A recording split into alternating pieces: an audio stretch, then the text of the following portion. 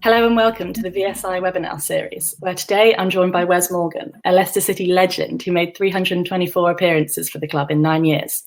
He was captain of the team that shocked the football world when they won the Premier League in 2016 against 5,000 to 1 odds and went on to win the FA Cup with the club this season. Thanks very much for joining us, Wes. No problem. How are you? I'm good. How are you? No, I'm good, thank you. Good. So to kick things off, why have you chosen to pursue a career in the business of sports so soon after retiring from the professional game? At my age, you have to think about what you want to do once you retire. I've been thinking about it for, a good few years now. So I've been trying to work out what direction I want to go into, and I'm aware I've got the options of probably managing and coaching, or maybe media and punditry. But I've always, had a bit of a keen eye on the business side of football, and that other side of football, which fans and normal people don't really get to see. So, a few years ago, started to go on different courses and take different programs to gain me the necessary knowledge and give me the information I need to try and pursue a career post-football in that type of area. So doing this now, I've finished football. I've got the time commitment to join this course, and I can further educate myself in that type of area by joining this Sporting Directorship course. Cool. Yeah, definitely. So how do you think GIS's Sports Directorship program can help your career in sports? I think it will be good to have my CV. It'll give me the necessary knowledge that I need to go into certain areas in football that I want to go into. Directorship roles, executive roles, those type of areas I want to try and explore and move into. And this is a stepping stone in my progression in that. Yeah, cool. So how did you know it was time to hang up your boots? Well, besides, my body screaming, every game in training and in matches, it gets to a point where, you just know it is time, and I've lasted longer than most, I suppose, which I'm very fortunate to do, to be playing at the highest level still and get to my age. You don't see many people do that. So it's just years and years of football, playing over 750 games, takes its toll on the body. And the game gets faster, the boys are getting younger, and you don't get any easier. So I know it's time, and I'm looking forward to the next chapter in my life now. Cool. So how do you feel about starting the transition from professional footballer to the business of sport? And is there anything you wish you knew before retiring? Well, it's going to be completely different to what I know. I've been in a set routine for almost 20 years of playing football and having that structure, knowing what I'm going to have to do day after day, week after week, month after month for the last 20 years. So this is going to be completely different now. It's not too bad because it's technically off season still. So I get to rest and relax and, work on other bits I'm doing, and it's not a big deal. The real test when football returns, and I'm still doing my little bits and bobs and not having to lace up my football boots. That's going to be, the more of a test, and probably more when reality kicks in. And I understand that it's fully over, and I need to forget about the football training side of things. So I knew it was time to start looking at other things, and this course is something I've had my eye on for a while. Spoke to one of the board members on your committee, Tony, and we're trying to get on it for the last couple of years now, and not been able to do it for time commitment issues. But now I'm free, I can do that, so I'm looking forward to it. So do you think more needs to be done to help players transition from the professional game to their second career? I think problem with football is sometimes they don't quite think about it till it's too late. Sometimes it's forced upon you through unforeseen circumstances, an injury or just dropping out of the game, out of favour with the manager. Sometimes you're in a position where your contract's up and you can't find another contract, and at that point they probably start thinking about what could I do next, but they're kind of behind that, where, I spent the last few years trying to work to my end goal of finishing football and moving to the next chapter of my career.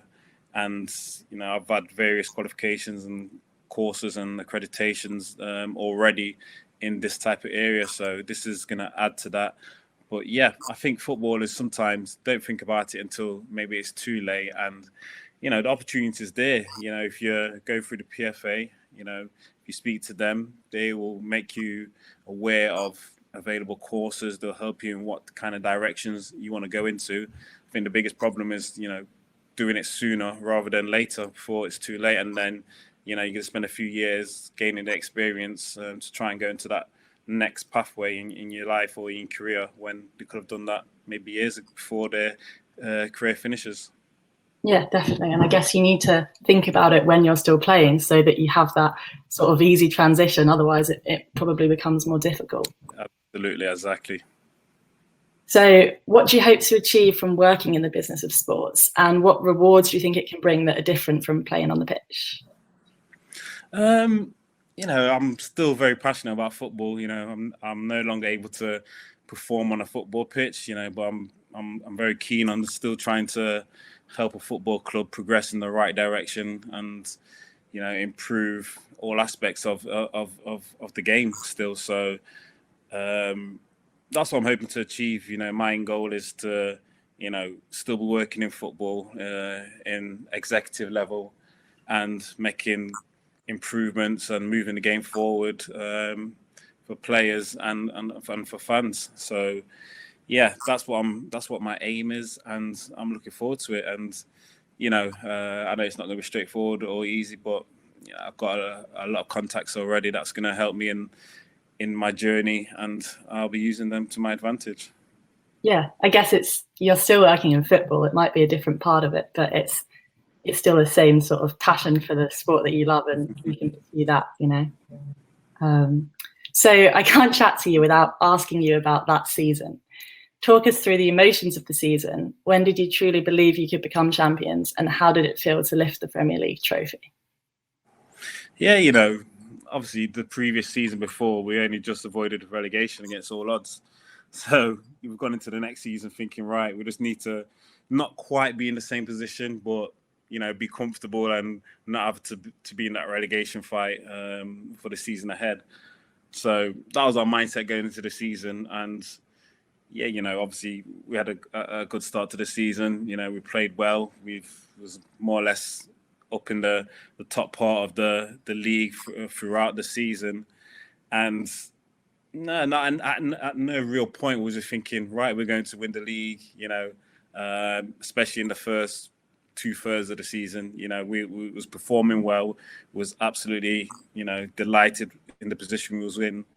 And, we was picking up some good wins against, some teams that you wouldn't think. So, yeah, we was just going about our business. Claudio Ranieri done a great job of, trying to distract the media from the fact that we could be, potential champions. And the players just went out trying to hit targets. First target was 45 points, stay up in the league. Next target is finish as high as possible.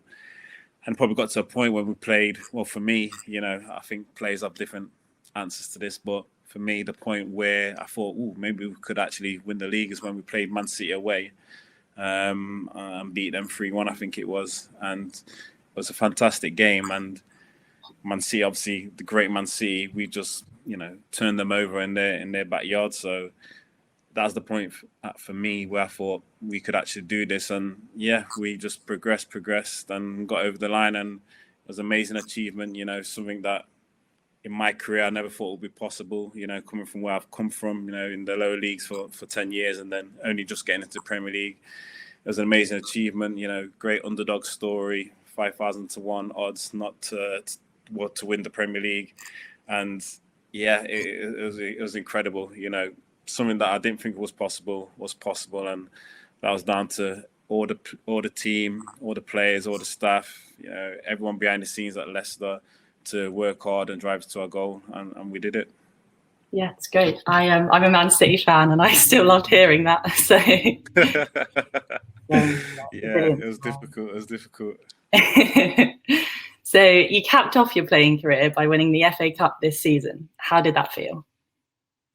Yeah, it's been a difficult season for me. I've had a lot of injuries, and it wasn't really recovering from certain issues I had. So it was difficult. Didn't play many games at all. Played a few games at the start, and then literally didn't play for the majority of the second half of the season. So I was trying to, work hard and get fit just to make maybe a couple final appearances, knowing it's come to the end of the season, and to probably get to a point in my rehab where I could, be involved with the team and be on the bench. My first game back was the FA Cup final, ironically. So, I was just delighted to be involved with the team. I'm on the bench, and I would have just taken that. But yeah, as you know, we went 1-0 up, and the manager called me to come on the pitch for the last 10 minutes and just, try and see out the game. And, did that. And that happens to be my last final game for Leicester, which, I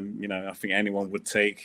FA Cup final victory on your final game for your team is unbelievable. And yeah, it was never on the cards for me. I was hoping the boys would, do well, progress in the competition. And obviously we knew it was in the final. And if we won it, I would have been delighted to celebrate with the team, and I would have been a part of it. But to actually get on the pitch and, feel like I've made a big contribution to the victory is amazing. And that happens to be my last game, and I've got an FA Cup medal for it.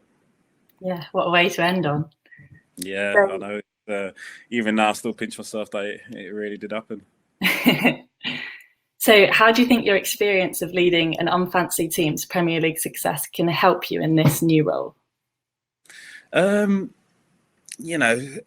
football, there's a team of players, and probably rely on the captain a lot. And obviously I've been the captain for Leicester for almost 10 years. And yeah, sometimes it's not an easy job, but it's a job that I've relished. I love the captain's responsibilities. I know that the managers and the staff, respect me. I know the players respect me, and I'm that link between the staff and the players, which is great. And I think that would help me on the course, because I know what it takes to, be commanding, make decisions, be assertive, and have an open mind at the same time, and listen to people and take on challenges. And this is all the things that probably go into business a little bit. So having this course qualification would be great in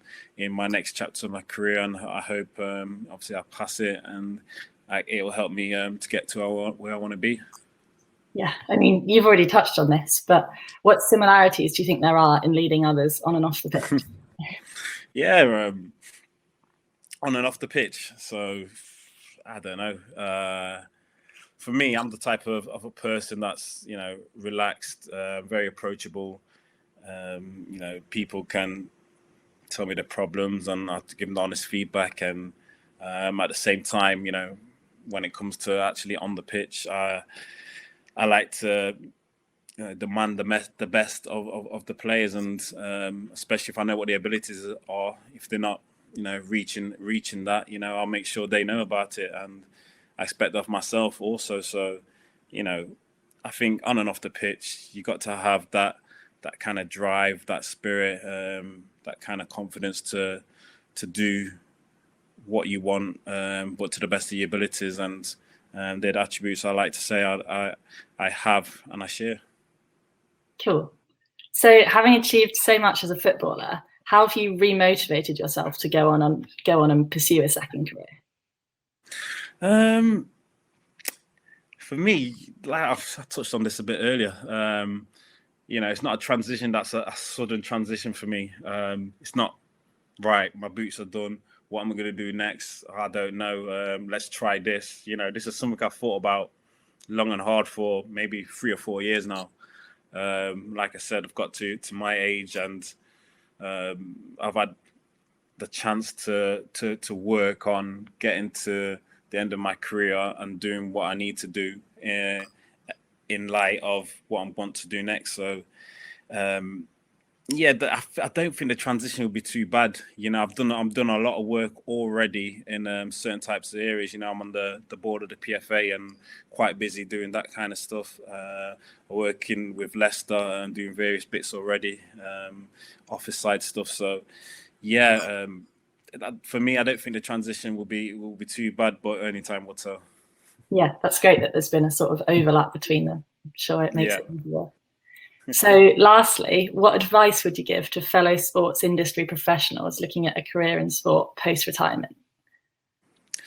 Well, firstly, you know, make sure you know what type of area you want to go to, and try and put down the foundations of it sooner rather than later.